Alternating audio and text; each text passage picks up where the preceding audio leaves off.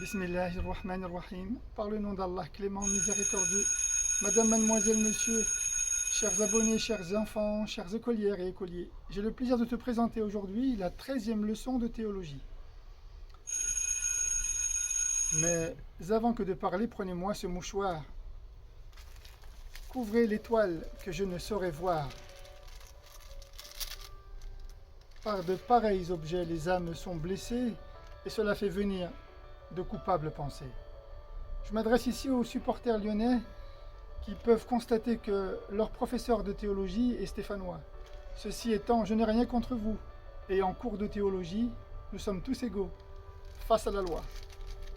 Merci de ton écoute. C'est parti. Par le nom d'Allah clément miséricordieux, la Coranothérapie te présente ta chaîne YouTube pour une école citoyenne associative pédagogique et participative, ta première cyber-école en ligne intitulée Pacte, projet d'accompagnement coranothérapeutique émancipatrice. École Pacte, projet d'accompagnement coranothérapeutique émancipatrice. École familiale gratuite publique et à ciel ouvert. Leçon numéro 12. Aujourd'hui, la parole d'un savant ou d'un youtubeur religieux a plus de pouvoir, c'est-à-dire plus de poids, que la parole du Coran. Ceci est un constat dans nos cités. Sais-tu pour quel motif? Pourquoi en sommes-nous arrivés là? D'abord et avant tout, sache que cette affirmation est tristement une hérésie. Qu'est-ce qu'une hérésie? C'est une façon de penser, de voir ou d'agir qui est contraire à la religion et à ses valeurs. Et c'est contraire à la religion que de dire que la parole d'un savant, d'un conférencier religieux a plus de pouvoir que celle du Coran. Car tout petit musulman sait que la parole d'Allah est la plus grande. Le Coran est la première référence à prendre en considération, avant celle de n'importe qui. Et pourtant, dans les faits, c'est le contraire qui commence à apparaître. C'est une réalité. Toujours est-il que l'on constate chez certains jeunes et dans certains quartiers de France et d'Europe qu'ils écoutent la parole de son shir sans vérifier dans le Coran si c'est véridique. Ce pouvoir est tel que la parole d'un savant, d'un youtubeur religieux agit grandement sur les consciences des jeunes. Sur la conscience des jeunes et des adolescents surtout. Ce pouvoir agit sérieusement et nuit gravement à ton conditionnement. Et ta raison est endommagée. C'est-à-dire que le pouvoir d'un savant ou d'un youtubeur religieux peut conditionner ta conduite et ton comportement au détriment de ton raisonnement. Cela s'opère sans que tu t'en rendes forcément compte. En vérité, seuls les messagers sont les exemples à suivre et à écouter. La parole d'un prophète et messager est la seconde référence juste après celle d'Allah dans le Coran.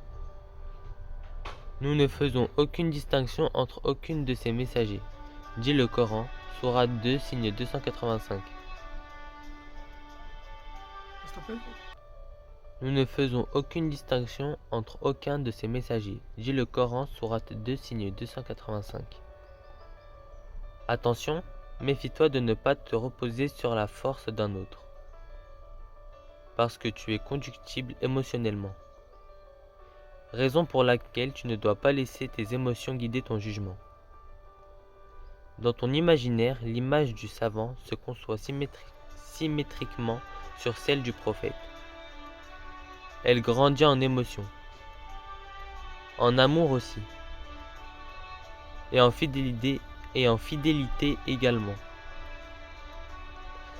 Cela veut dire que ton imaginaire construit au commencement une projection mentale que ton esprit idéalise sur celle du prophète, du messager.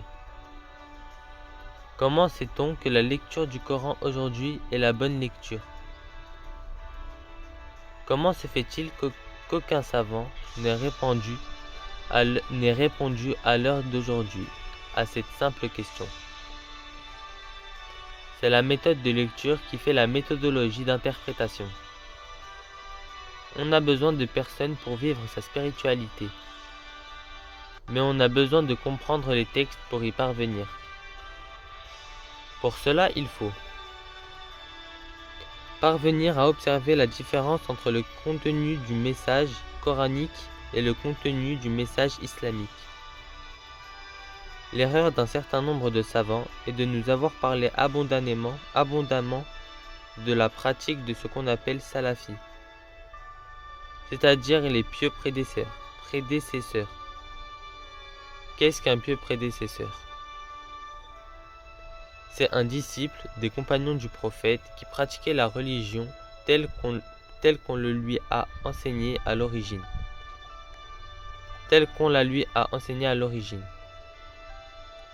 On appelle disciple salaf, qui signifie en arabe prédécesseur, le croyant musulman qui vécut autour des 3 premiers siècles après la disparition du prophète de l'islam, c'est-à-dire après la mort du messager. Par conséquent, il ne l'a donc jamais vu ni côtoyé. Sallallahu alayhi wa sallam. Qu'est-ce que ça change? Excuse-moi du peu, mais ça change tout à la compréhension de la pratique de l'islam en Occident. Les savants d'aujourd'hui aiment à parler des disciples, c'est-à-dire de tous ces savants qui n'ont jamais vécu à l'époque du prophète. Et ils oublient de remonter bien avant eux, c'est-à-dire aux compagnons du prophète, qui eux ont vécu du vivant même du prophète. Paix et salutations d'Allah sur lui. Sallallahu alayhi wa sallam. Une raison simple à cela.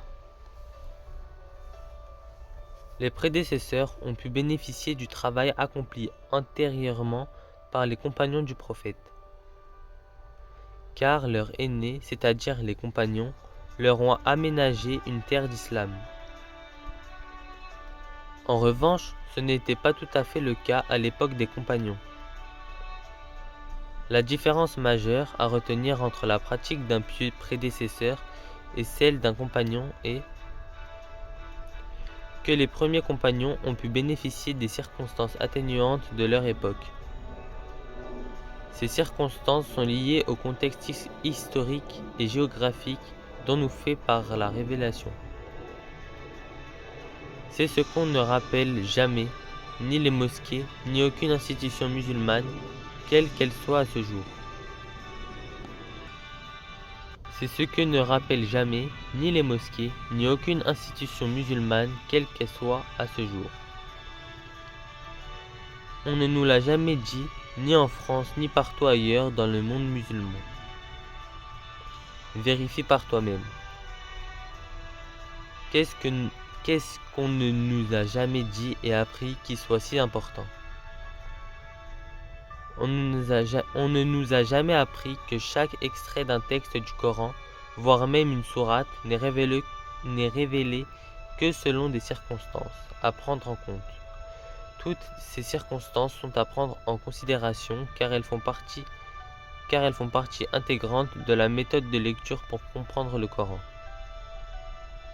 À transmettre à toutes celles et à ceux qui désirent se former à l'interprétation des textes du Coran. Les circonstances géographiques et historiques, c'est-à-dire épisodiques, qui ont déclenché la révélation sont autant de raisons. Ont permis aux compagnons, et non aux disciples, mais d'abord aux compagnons, de pouvoir vivre pacifiquement dans les territoires non musulmans. C'était le cas en Arabie, à la Mecque, au milieu des polythéistes et idolâtres, païens par exemple, et en Éthiopie plus exactement, en Abyssinie, en territoire purement chrétien. Voilà ce qu'on nous dit pas plus souvent et plus régulièrement dans nos mosquées et nos institutions. Voilà ce qu'on ne nous dit pas plus souvent et plus régulièrement dans nos mosquées et nos institutions. Et cela déjà du vivant même du messager et avec son accord surtout. La grande nouveauté est l'aménagement de la pratique de la religion dans par la suite d'un espace territorial à majorité non musulman durant la période mécoise.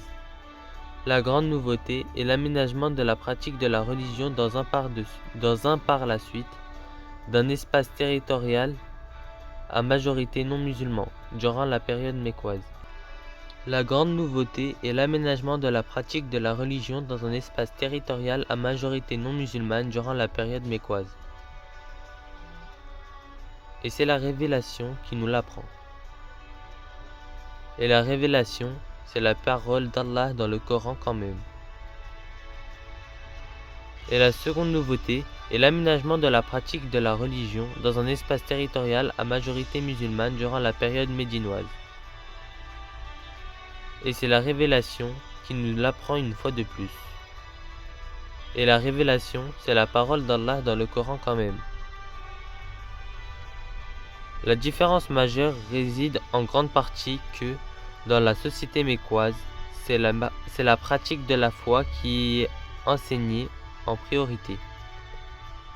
Tandis que, dans la société médinoise, c'est la pratique simultanée de la loi islamique et de la foi qui y sont enseignées. Et c'est grâce aux enseignements de l'Hégire que nous pouvons aujourd'hui comprendre cela. Et ceci constitue la première leçon de méthodologie de lecture des textes du Coran. Et cela ne nous a été enseigné par personne à ce jour. Moralité, un savant te montre la conduite à tenir. Il ne doit pas tenir ta conduite. Moralité numéro 2. Ne confie pas à un autre le pouvoir de décider à ta place. Conclusion, un bon professeur ne t'apprend pas à penser comme lui, mais à penser sans lui. Toujours est-il qu'il t'apprend à penser. Y a-t-il une question dans la classe? Merci pour ton écoute, révise bien cette leçon et apprends les définitions. C'est la condition pour valider tes acquis. D'ici là, révise bien ta leçon et apprends par cœur les définitions. En attendant la leçon numéro 13, abonne-toi, partage, diffuse, commente, mets un pouce bleu. A bientôt, salam alaikum. J'espère que tu vas tirer profit de cette leçon riche d'enseignements, de sagesse et de réflexion. Et pas de dispute entre supporters stéphanois et lyonnais. Et à très bientôt, Inch'Allah. Salam alaikum wa rahmatullah.